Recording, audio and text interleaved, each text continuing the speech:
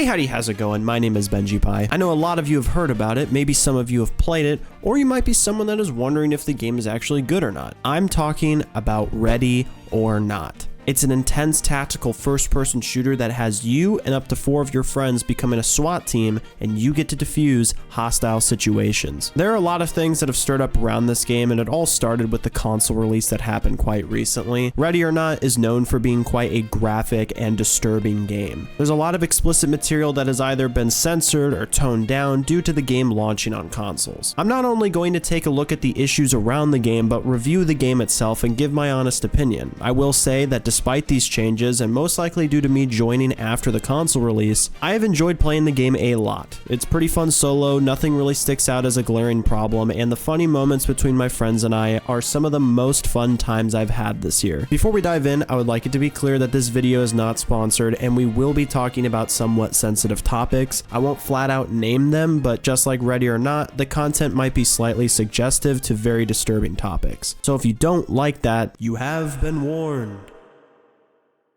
When you first launch the game, you're met with a chilling ambience. You can choose between single player and multiplayer. Single player contains the commander, quick play, and training modes.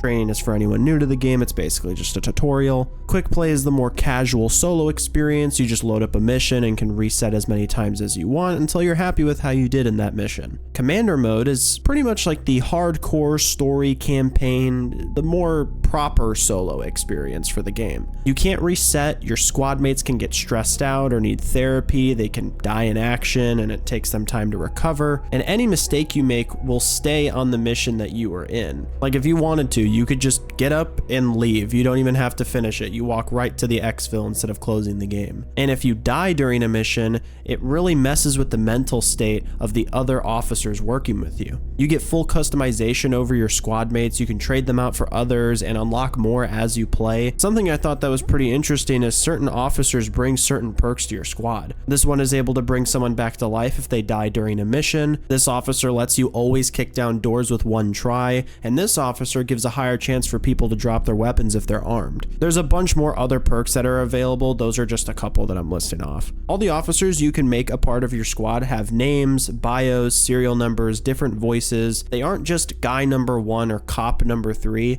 and that really helps with the immersion for Ready or Not. A little cherry on top is the more you play, the more you unlock around the HQ. You do have full access to these areas in the multiplayer or even quick play, but it's nice to have a sense of progression that is all visual. But between single player and multiplayer, this is how Ready or Not functions. You get a group of 5 people, load up with whatever gear needed, you scream endlessly at civilians because for some reason they just won't listen, and unless you're going for S rank, you shoot enemies if they are threatening. The game is heavily against harming people that were not a threat whatsoever, or even if they are a threat, if they go to put their weapon down and you shoot them, you get negative points for that. If you accidentally harm a civilian or get a civilian killed, you get a lot of negative points for that. It's really not good to let that happen. You need to secure evidence, restrain civilians and suspects, and boom, mission over. And that's just a summary. There's a lot more that you do throughout these missions. Most of it is clearing rooms, checking doors, making sure there's no trip mines, hitting your shots. Honestly, if you miss too much, you'll just die. For the multiplayer, this is the funniest shit I have ever played with my friends. And sadly, all of my footage didn't have the game audio recorded. So anytime I segue into a funny moment like this, I'll try my best to recreate the audio. You know what that means. Site now? Oh, did you die? Yeah, he just died. No, they both died. They kicked the dome and I was right behind him. Every time I've played with friends or even by myself, I play on the hardest difficulty in case someone wants to run around a corner and just fucking mow me down like they have a minigun in their pocket. But I don't seem to get frustrated with the game. Playing on the hardest difficulty is not really that bad for this game. It's pretty important that when you play on the difficulty that is the hardest and is labeled the hardest, it's still enjoyable to play. Some games make the hardest difficulty not even feel rewarding to finish, but with Ready or Not, it's all pretty set in stone and it feels like how the game should be, honestly. And what adds more to that difficulty is going for the S rank on a mission. In order to get S rank, you need to run all non-lethal weapons. You cannot harm suspects or let a single civilian die, and you also need to find the soft objectives. Typically there's 3. It changes from mission to mission. Complete the main objectives on the mission, and lastly, not a single squad mate can die. Oh. Holy sh**.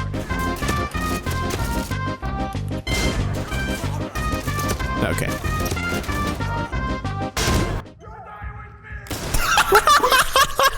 When playing with a full group of friends, communicating on which rooms you're clearing, even speedrunning a mission, just trying to speed blitz it because you're like, okay, I've died 500 times, let's just go. You feel absorbed into the world of Ready or Not. There are only a couple things that will have points pop up on your screen, but other than that, if someone comes out, won't put their gun down, and eventually you have to shoot them, you don't see anything pop up. They just drop to the ground. You don't get like a kill streak going or anything. It feels incredibly realistic. The HUD being very minimal helps with that as well. And something else that adds to the realism is the insane assortment of weapons and utility. Are you someone that wants to run a riot shield? Go ahead. Do you want to check under doorways to see if anyone is just standing in front or there's a tripwire? Go ahead. Do you want to blow up every single door you can find with C2? Go ahead. You can customize a lot. You can decide how much ammo you want for your primary and secondary, and the types of ammo for the weapon. You can load up on C2 stinger grenades or even flashes. You can just carry 5 of them, 2 of them, however many you want. You can add attachments to all your guns and even make yourself look fresh as hell. And something I really appreciate is that some of my friends and myself included don't have the DLCs for the game. I just bought the game and that was it. But my one friend Oreo does. He bought all of them, and if he is the host of our lobby, we can play those DLC missions with him without having to spend any extra money. For the people that didn't buy the DLC but are, playing because of their host, you can still unlock achievements and earn rewards. I've run into a few bugs and glitches that are rather funny for this type of game. Obviously, it can take away from the realism, but it's stuff that doesn't make me want to drop the game. Civilians can be stuck inside of walls or underneath tables. Very often, if you're on the other side of a door or close to another room, some of the enemies that are in the room next to you will try to shoot you through the wall even though they can't see you, which is just random. And when playing the commander mode, your squad mates might just not do anything like restraining people or bagging evidence. They'll just stand around. I say this because pretty often they'll just do it by themselves. But I've had it happen a couple times now where you clear out a very large room, you get everyone to surrender immediately, but then within a couple seconds the officers didn't restrain some people, so then you get shot in the back because the suspects still have their guns. Overall, I really enjoy the gameplay loop, single player and multiplayer experience on Ready or Not. It feels like there's variety, doesn't seem like there's a meta, and it's just a fun time on the game if you got people to play with. Now, obviously, you have the gameplay itself, but some of you might be asking, what was the drama behind this game? Because yes, there has been a little bit of drama and some issues. Before going fully into the censorship problems, there was another problem with the game going to consoles. A lot of players have pointed out the issue of graphics. The game had a lot more fidelity and what looks to be better lighting and just all around textures. It is a noticeable downgrade. It seems that it needed to be toned down in order to release on other platforms, but it doesn't really make sense. You could have 2 different builds of the game. The PC version looks better, the console version not as good. I'm not a programmer or developer or anything, so I wouldn't fully know. But a lot of games on PC and console can try to keep up with each other and typically look very similar, so I don't know. There are side-by-side comparisons from before to after the console release, and I can't deny that there is a noticeable difference when it comes to foliage, shading, I don't know how else to describe it, just graphics. But besides a graphical downgrade, you have censorship. Ladies and gentlemen, censorship is the new evil that has been creeping around for a while, and it gets worse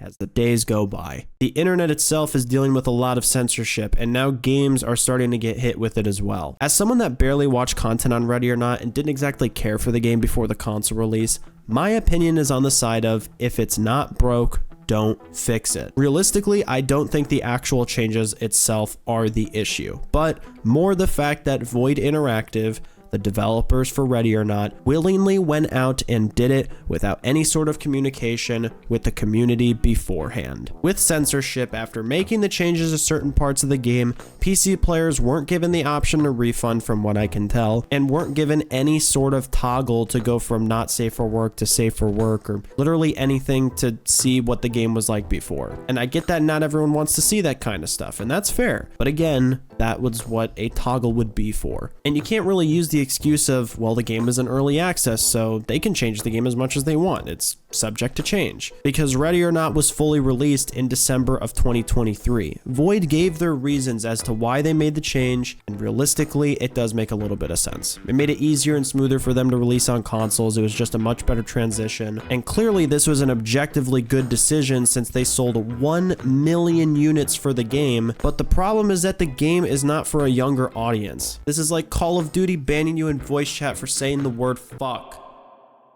Just because kids will do anything to get their hands on a video game doesn't mean that you need to change your game for them. It's up to parents on whether or not they want to actually parent their child. There should be tools to help if your game is like rated T for teen, but an M for mature rated game shouldn't be concerned about an audience it's not meant for. Bit of a hot take, I'm sorry. A lot of players have critiqued Void by saying that they were just lazy and could have made a toggle for PC and made it so console had to deal with the censorship regardless. And I think this would be the best case scenario. You manage to make both sides happy by following the rules. And before looking into it, I thought the community of Ready or Not was just being weird about their game getting censored. Because if you take a look at the Steam page for this game and observe the most popular of all time screenshots, it's just pictures of strippers on Neon Tomb, a mission in the game. Just a bunch of asses all over the place. So when people were getting upset, I thought it was triple chin Reddit users with a waifu pillow that were getting mad that they couldn't see disturbing content. But after getting a better understanding of why people were upset and seeing exactly what was changed,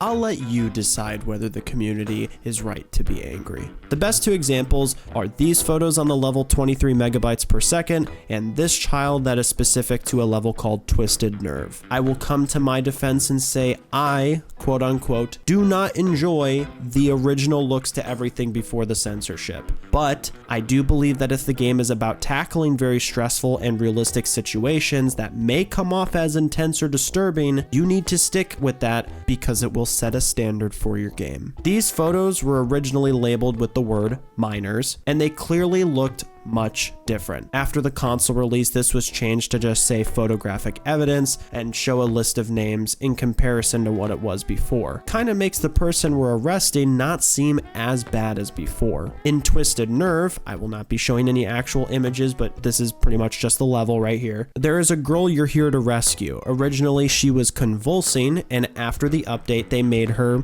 asleep. She's just sleeping. In general, this doesn't make sense since a gunshot would clearly wake her up. But regardless of that, this is a meth house or a crack house or whatever. You are supposed to feel angrier towards the people cooking and smoking and whatever here that are doing illegal shit because it involves a child. There's a couple more examples out there like these ladies that were kidnapped or I believe trafficked or something. Originally they were not clothed and now they are clothed slightly. But I don't want to fully delve into all of that because it just gets a lot harder to talk about. I think this is a good time to just wrap up this segment. It's a very difficult conversation to have since I'm not someone that played the game beforehand. I'm not someone that can necessarily speak from experience when it comes to the game, but what I can say is that to satisfy both groups of players, Ready or Not should have received a toggle for the censorship on PC at least, and not have it be forced upon its players. I account for all the normal people that don't like the censorship and will say the game is meant to be disturbing and you aren't supposed to like certain parts of it. It's a tool to make you feel angry or discomfort about the suspects you're taking down. This kind of disturbing content isn't there for shock value. It's there to make you feel something, to make you feel uncomfortable. That's the point of showing these scenarios realistically. If you sanitize it, it starts to feel less like Ready or Not and more like another tactical shooter. It removes the seriousness and the weight that the game carries. And on a lighter note, I have a lot of ideas for Ready or Not that I would like to see hopefully get incorporated into the game sometime in the future. I would also like to preface this by saying I don't know if any of my wants and or needs are already in the game because I haven't been able to fully play every single level, so if I sound like an idiot, I'm sorry. Stealth missions. I know it's not Splinter Cell or Hitman or some other stealth game, but I think it would make for a very interesting expansion to have a couple missions that need to be done fully stealth. Whenever you try to use suppressors right now in the missions that you have available, you instantly alert suspects and they start screaming and shooting with full auto AKs and the element of surprise is essentially gone. I don't feel like you would need to necessarily rework everything to benefit this, but more or less you would just create a mission that is specifically designed for that option. Being able to sneak hostages out of a building, taking down people without having the rest of the level be on high alert. It would make for some very unique gameplay for the game. You don't need to be Sam Fisher to get some stealth in your life. life, let's be honest here. Kinda odd, but I think this would help expand on the realism for the game. The ability for suspects to be able to break out of their restraints. I think this would add a whole nother layer to the game that would require players to have to think even harder about where they want to put suspects and not just leave them on the ground. But this could incorporate things like restraining suspects against poles or maybe a shelf, something to keep them in one place. The idea is that if they are left alone and not put somewhere safe, they could just cut the restraints and break out, or they could just get up and run with them on. Suspects that are resistant to gas or flashbangs. They either have gas masks or anti-flash goggles to make it more difficult for you to push into a room. The best way to introduce this would be similar to how the announcer can tell you if there's tripwires on a mission. Instead, they just inform you if there are suspects that have anti-flash or gas masks. Same thing applies to enemies having shields. I think having different types of enemies could really add to the replayability. And it would just mean that you have to take a different approach for levels in comparison to maybe your first time playing. Maybe it could be something you turn on instead of the announcer talking about it. Maybe it's random, since you could still technically deal with them regardless of what they have. And I only say this because Neon Tomb has suicide bombers, and it makes you play the game completely different. It sticks out a lot whenever I think about the game, and I'd love to have more of those types of experiences whenever I play. Old-timey or a Western DLC? This is purely a want, and I know it might not work, it's just a thought. But how cool would it be to have a DLC that takes place in the 1800s or maybe even the 1900s? It would have a bunch of weapons from that century, it would limit you a lot. Maybe there's certain things you can't bring because they didn't exist at that time. It all just depends. And I know it kind of takes away from the realism that Ready or Not offers, but as a counter argument, it's cool, okay? It'd be very cool. Imagine having a sick-ass six-shooter revolver, and that's the only thing you use and you clear an entire mission out. That's awesome. And lastly is PvP. After having a few moments with friends where we just try to kill each other for like an hour straight, I think it would be good to have a side mode that lets you play on certain levels or missions, and it could be team deathmatch or domination. You could even steal a page out of Siege's book and have a hostage game mode. You could utilize the maps that are already in the game, have certain sections of those maps blocked off, and make it so that people are forced to be in the building or maybe stuck on the outside. It all just depends. And looking at older content of Ready or Not, I think this game was originally like a multiplayer sort of game where it was like cops and robbers or something. I don't know for sure though. So I'm hoping the devs have the experience and are willing to try PvP again. I know this video isn't exactly the longest, and it doesn't really do an insane deep dive or something. It's not like an hour-long video, but I just wanted to give my takes, give some honest opinions, let people know how the game really is. I think Ready or Not is a very fun game to play with friends, and it's very interesting to play solo. Customization is great. The way to unlock rewards feels very classic, very similar to older games. The censorship is not something that makes me want to play the game less or more. I pretty much forget about it whenever I play because it's still pretty intense, and the game is really good about making it feel that way. It's overall a fun time. I know my wants and or needs for the game are a little bit out there in terms of ideas, but why not, you know? It's really up to Void on how they want to continue to expand on the game, and I look forward to that. I don't fault Void for censoring the game for the console release, but I do hope in the future maybe a toggle could be created on PC and the graphics can be bumped back up a bit. Overall, I'd say this game is pretty good. I'd say it's worth your money, and if you got someone to game share with on PlayStation or Xbox or something like that, give it a go. At least playing with someone else makes it 10 times more fun, and if you play by yourself, it's just as enjoyable. Sorry my videos have been taking around like 2 weeks each time to come out. I plan on doing a little update video soon to go a little bit more in depth about, you know, how I'm feeling with YouTube and whatnot. So if you're interested in that, look forward to it, subscribe. I got a lot of games to talk about, and I'm excited for that. I appreciate if you watched up until this point. Make sure to share your thoughts down below on Ready or Not. But as always, I really appreciate your guys' support. Eat water, drink food, stay safe. See ya. Okay, we already killed a hostage. Get